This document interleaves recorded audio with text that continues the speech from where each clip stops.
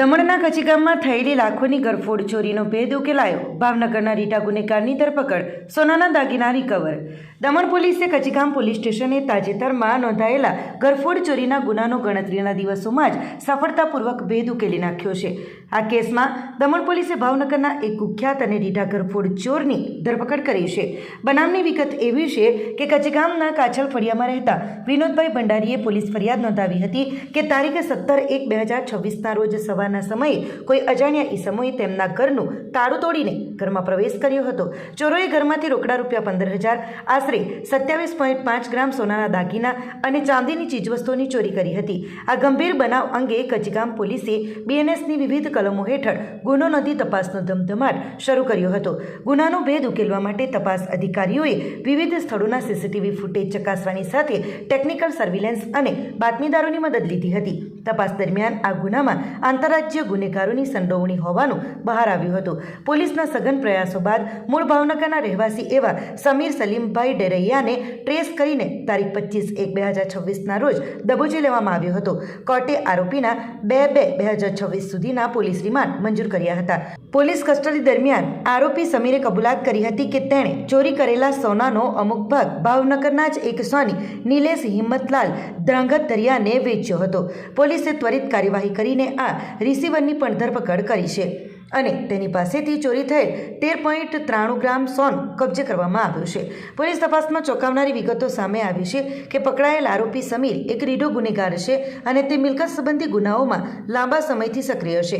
તેની સામે અગાઉ મોટી Daman coastal police station, Dadra Nagar Haveli અને ગુજરાતના વિવિધ જિલ્લાઓ જેવા કે ભાવનગર, ભરૂચ, બોટાદ, વલસાડ અને નવસારીમાં ચોરી, ગરફોડ ચોરી, જુગાર અને પ્રોહિબિશન એક્ટ હેઠળ આશરે 25 જેટલા પોલીસ કેસો નોંધાયેલા છે.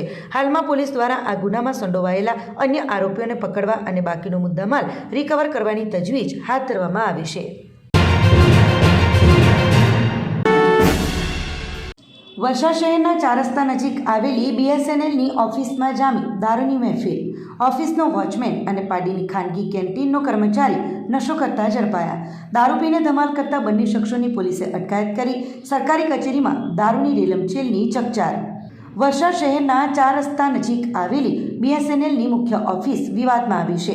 સામાન્ય રીતે જ્યાં સરકારી કામકાજ થતું હોય છે ત્યાં મોડી રાત્રે દારૂની મહેફિલ જામી હોવાની ઘટના સામે આવી છે. ઓફિસના જ વોચમેન અને અન્ય એક ઇસમે દારૂના નશામાં ધમાલ મચાવતા આસપાસના લોકો જાગી ગયા હતા અને પોલીસને જાણ કરી હતી. વલસાડ શહેરના પોશ વિસ્તાર ગણાતા 4 રસ્તા નજીક આવેલી BSNLની ઓફિસ શરાબના અડ્ડામાં ફેરવાઈ હોય તેવા દ્રશ્યો સર્જાયા હતા. પ્રાપ્ત વિગતો મુજબ BSNL ઓફિસમાં ફરજ બજાવતો વોચમેન અને પાર્ટીની એક ખાનગી કેન્ટીનમાં કામ કરતો કર્મચારી એમ બંને મળીને ઓફિસના પ્રીમાઇસીસમાં દારૂની મહેફિલ માણી રહ્યા હતા. દારૂનો નશો ચડતા બંને શખ્સોએ ધમાલ મચાવવાનું શરૂ કર્યું હતું. સરકારી કચેરીમાં હોબાળો થતાં જાગૃત નાગરિકોએ તાત્કાલિક પોલીસને જાણ કરી હતી. ઘટનાની ગંભીરતાને ધ્યાને લઈ પોલીસ કાફલો તુરંત ઘટના સ્થળે પહોંચ્યો હતો. પોલીસે સ્થળ પરથી દારૂની મહેફિલ માણતા વોચમેન અને કેન્ટીન કર્મચારીને ઝડપી પાડ્યા હતા. એક સરકારી કચેરીમાં આ રીતે ખુલ્લેઆમ દારૂની મહેફિલ યોજાતા શહેરમાં ભારે ચકચાર મચી જવા પામી છે. હાલમાં પોલીસે બંને આરોપીઓની અટકાયત કરી છે અને તેમની સામે પ્રોહિબિશન એક્ટ હેઠળ ગુનો નોંધી વધુ કાયદેસરની કાર્યવાહી હાથ ધરી છે. તમે લોકો તો અંદર શું ચાલે? પાર્ટી ચાલતી છે? કોણે માર્યો?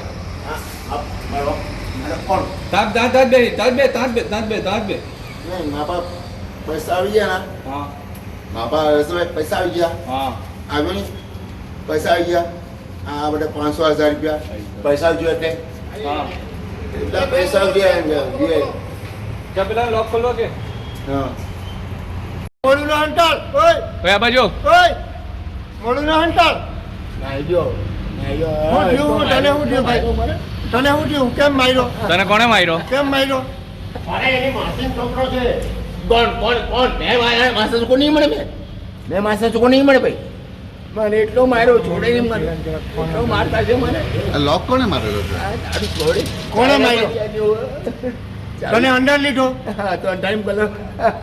ફોન કરો ને ફોન કરો. પૈસા લેવા 200, 300 રૂપિયા માંગી. કાઢી લઉં મેં.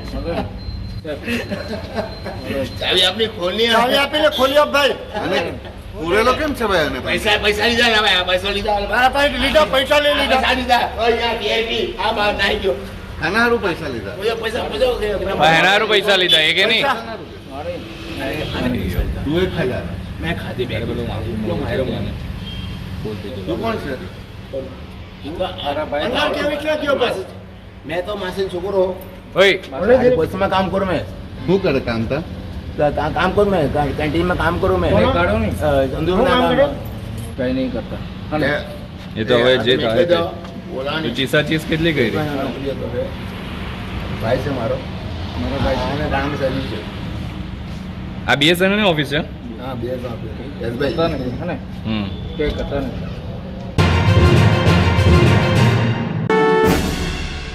વલસાડ સાયબર ક્રાઇમની મોટી સફળતા ઓપરેશન મ્યુલ હન્ટ હેઠળ 7.90 લાખના ફ્રોડનો આરોપી ઝડપાયો.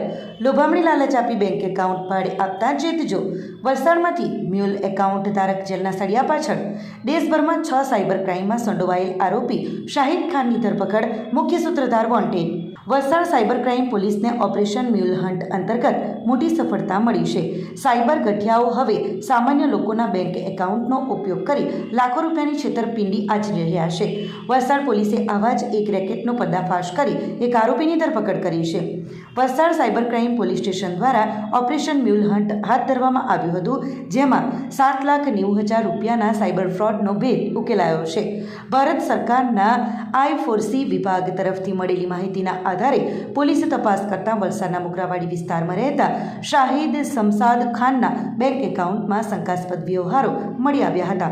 પોલીસ તપાસમાં ખુલાસો થયો છે કે પકડાયેલ આરોપી શાહિદ પોતાનું બેંક એકાઉન્ટ વોન્ટેડ આરોપી અબ્દુલ્લા આરીફ અંસારીને વાપરવા આપતો હતો. આ અબ્દુલ્લા અને તેના સાગરીતો લોકોને પાર્ટ ટાઈમ જોબ અને ઇન્વેસ્ટમેન્ટની લાલચો આપી છેતરપિંડી કરતા અને તે નાણાં શાહિદના ખાતામાં જમા કરાવી રોકડ અથવા ચેકથી ઉપાડી લેતા હતા. નવાઈની વાત એ છે કે પકડાયેલ આરોપી વિરુદ્ધ સમગ્ર દેશમાં 6 થી વધુ સાયબર ફરિયાદો નોંધાયેલી હોવાનું સામે આવ્યું છે. સાયબર ક્રાઇમ પોલીસ સ્ટેશનના પીઆઈ બીડી જીત્યા અને પીએસઆઈ ડીએસ પટેલની ટીમે આ સફળ કામગીરી પાર પાડી છે. પોલીસે નાગરિકોને ખાસ અપીલ કરી છે કે નજીવી રકમની લાલચમાં આવીને પોતાનું બેંક એકાઉન્ટ કે સિમ કાર્ડ અન્ય કોઈને વાપરવા આપવું નહીં. આવા એકાઉન્ટને પોલીસ મ્યુલ એકાઉન્ટ ગણે છે અને તેના ગેરકાયદેસર ઉપયોગ માટે મૂળ ખાતાધારક જ જવાબદાર ગણાય છે. તમારું એકાઉન્ટ ભાડે આપવું તમને જેલના સળિયા પાછળ ધકેલી શકે છે.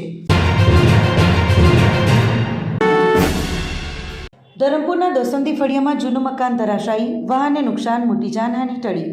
ધરમપુર શહેરના દસોંદી ફળિયામાં 2 ફેબ્રુઆરીના રોજ સાંજના સમયે એક જૂનું મકાન અચાનક ધરાશાયી થતાં થોડી ક્ષણો માટે ભયનો માહોલ સર્જાયો હતો.